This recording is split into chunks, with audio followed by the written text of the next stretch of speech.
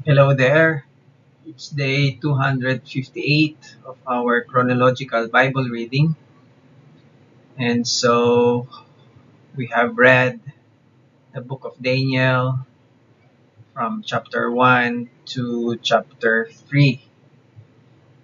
For those who would like to join our chronological Bible reading, you may join by simply going to my social media accounts. You'll see my social media accounts on my YouTube channel. Just look for the description box of this video, like this one, and then just click show more here, and then scroll down a bit, and then you'll see my social media accounts down there. So as you can see here, so my Twitter, truth insight underscore, my Instagram, truth.insight, and my Facebook page at truth insight 2020. Okay, now let's share what we've learned.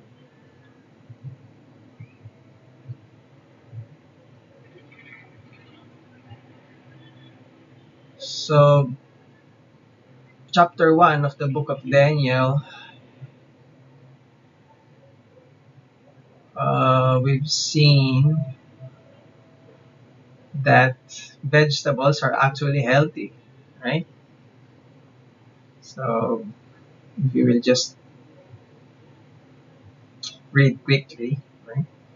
During the third year of King Jehoiakim's reign in Judah, King Nebuchadnezzar of Babylon came to Jerusalem and besieged it. The Lord gave him victory over King Joachim of Judah and permitted him to take some of the sacred objects from the temple of God. So Nebuchadnezzar took them back to the land of Babylonia and placed them in the treasure house of his God.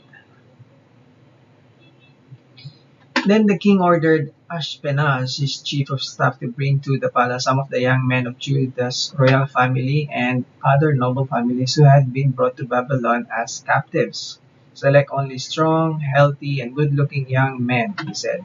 Make sure they are well versed in every branch of learning, are gifted with knowledge and good judgment, and are suited to serve in the royal palace. Train these young men in the language and literature of Babylon.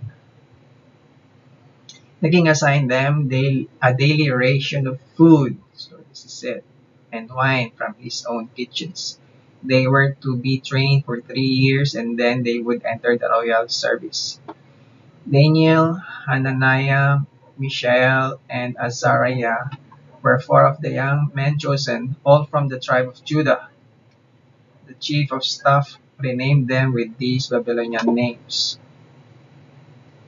Daniel was called Belteshazzar, Ananiah was called Shadrach, Mishael was called Meshach, Azariah was called Abednego. But Daniel was determined not to defile himself by eating the food and wine given to them by the king. Begins, right? He asked the chief of staff for permission not to eat these unacceptable foods. Now, God had given the chief of staff both respect and affection for Daniel. But he responded, I'm afraid of my lord the king, who has ordered that you eat this food and wine. If you become pale and thin compared to the other youths your age, I'm afraid the king will have me beheaded. So basically, the objective is for them to be healthy. Daniel spoke with the attendant who had been appointed by the chief of staff to look after Daniel, Hananiah, Mishael, and Azariah. Please test us for 10 days on a diet of vegetables and water, Daniel said. At the end of 10 days, see how we look compared to the other young men who are eating the king's food. Then make your decision in light of what you see. The attendant agreed to Daniel's suggestion and tested them for 10 days. Okay? And then what happened? Let's look at what happened here. Here, the next verse. At the end of 10 days, Daniel and his three friends looked healthier and better nourished than the young men who had been eating the food assigned by the king. So after that, the attendant fed them only vegetables instead of the food and wine provided by for the others. You see, it's important to note this one, right? Daniel and his friends looked healthier and better nourished than the young men who had been eating the food assigned by the king. Okay? And then if we just go back up there, so they got healthier simply by eating vegetables. See, please test us for 10 days on a diet of vegetables and water, Daniel said. Therefore, vegetables are indeed healthy. It's in the Bible. Okay, going to the next chapter. Chapter 2 is about the king's dream, right?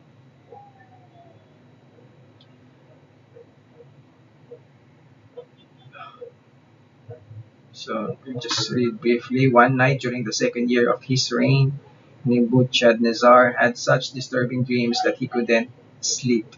Right? He called in his magicians, enchanters, sorcerers, and astrologers, and he demanded that they tell him what he had dreamed. Of course, nobody could, right? So if we scroll down, um,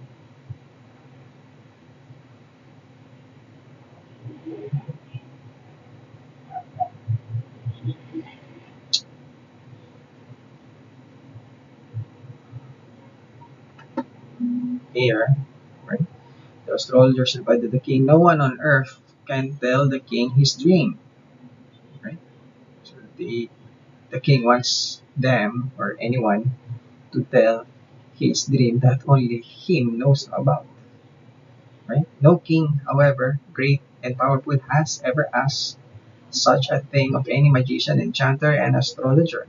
The king's demand is impossible. No one except the gods can tell you your dream, and they do not live here among people. The king was furious when he heard this, and he ordered that all the wise men of Babylon be executed. So it begins.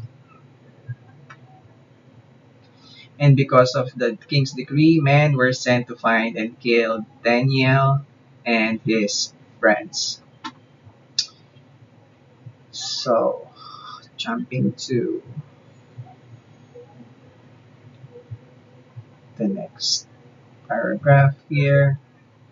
Then Daniel went home and told his friends Hananiah, Mishael, and Azariah what had happened. He urged them to ask God of heaven to show them his mercy by telling them the secret, so they would not be executed along with the other wise men of Babylon. That night the secret was revealed to Daniel in a vision. Then Daniel praised the God of heaven. So it is important to note here, right? So he urged them to ask God of heaven to show them his mercy. So they prayed, and then as a result, that night the secret was revealed to Daniel in a vision. So learning here, always pray and ask for God's mercy. Yes, especially when we are in trouble. or we have problems. Moving on to the next chapter,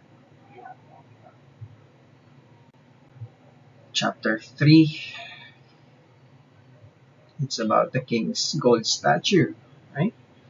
King Nebuchadnezzar made a gold statue 90 feet tall and 9 feet wide, set it up on the plain of Dura in the province of Babylon. Then he sent messages to the high officers, officials, governors, advisors, treasurers, judges, magistrates, and all the provincial officials to come to the dedication of the statue and he had set up. The statue he had set up.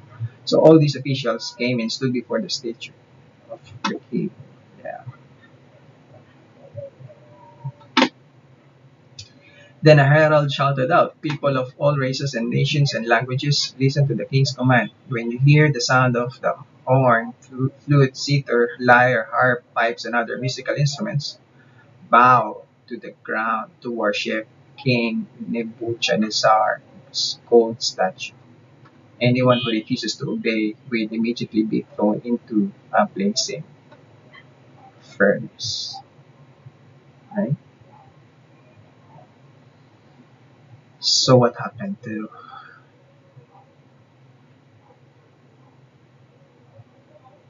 those who do not want to obey? Right?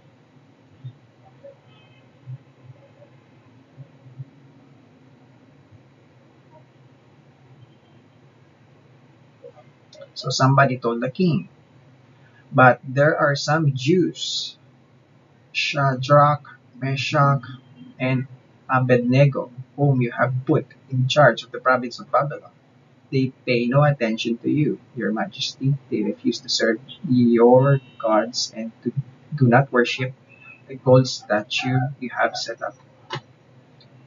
Then Nebuchadnezzar flew into a rage and ordered that Shadrach, Meshach, and Abednego be brought before him to be punished, of course, right?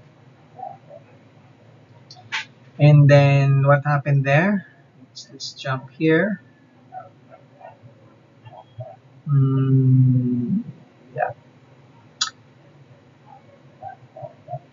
Shadrach, Meshach, and Abednego replied, "O Nebuchadnezzar, we do not need to defend ourselves before you. If we are thrown into the blazing furnace, that's how they're going to be punished, killed, burned alive. The God whom we serve is able to save us. He will rescue us from your power, your majesty. But even if he doesn't, we want to make it clear to you, your majesty, that we will never serve your gods or worship the gold statue you have set up." So, of course, they really believe in God. So, the living God. So, what happened? Of course, the king got furious and they were thrown into the furnace, right? But when they were in the furnace, here's what happened.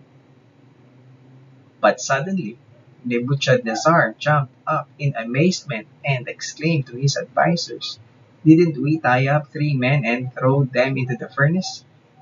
"Yes, your majesty, we certainly did," they replied. "Look!" Nebuchadnezzar shouted, "I see 4 men." There are only three, right? "Unbound, walking around in the fire, unharmed, and the fourth looks like a god." Then Nebuchadnezzar came as close as he could to the door of the flaming furnace and shouted, "Shadrach, Meshach, and Abednego, servants of the Most High God, come out, come here." So Shadrach, Meshach, and Abednego stepped out of the fire. So they were not hurt.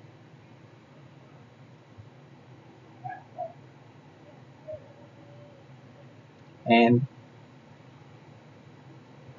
the king believed that their There's a living God protecting them. Then Nebuchadnezzar said, "Praise to the God of Shadrach, Meshach, and Abednego. He sent his angel to rescue his servants who trusted him. They defied the king's command and were willing to die rather than serve or worship any god except their own God.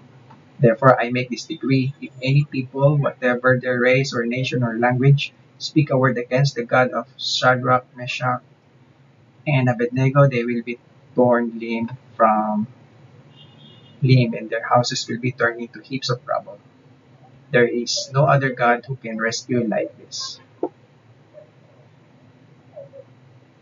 So, what have we learned here?